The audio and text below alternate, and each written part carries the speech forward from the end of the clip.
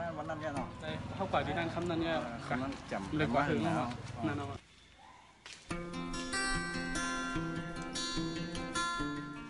สู่ออนกันป้ากับมากกันเลยไหม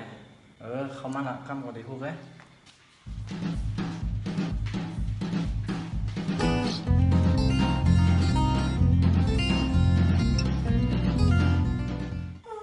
เหตุการณ์กลางวันในกองไม้ไหนเยอะเหตุการณ์เมื่อไหร่ในกองช่างศาสตร์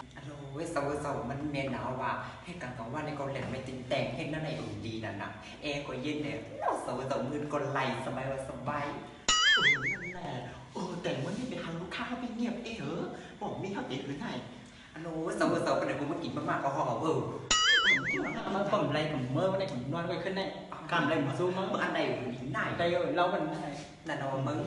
รู้เมียเกี่ยวกับก่อนนะมึงขึ้นไหนนั่นเอาวะสาวว้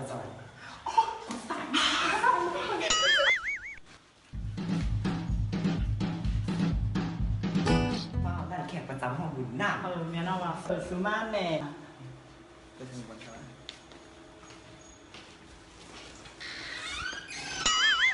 สูเมื่อได้สูมาว่ะอีน่าจะถึงบุญนาจะทูนกันนั่นก็คติรุ่นแรกแหละน้องนี่ได้ก่อปีมาใหม่ผักได้ถึงอีนะน้องนะอ๋อข้าว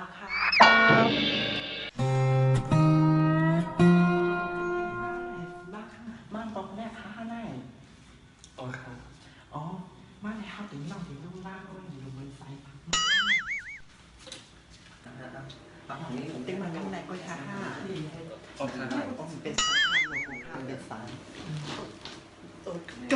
กำก่อน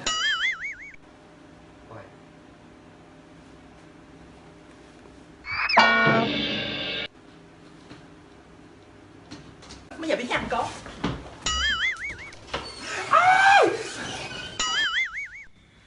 มึงใครสาวไม่ก็งั้นน่ะปอสกับหัวสุดเดียวป้ากับมาจังไหนได้กับมาหรอมันเป็นจังไหนบ้างคุณแม่ฮะว่าคุณแม่ไม่มาจะมาอย่างไรก็เป็นผู้แม่ดีกับมาจอมมันก็ย่อมไปกับฮักมันน่ะ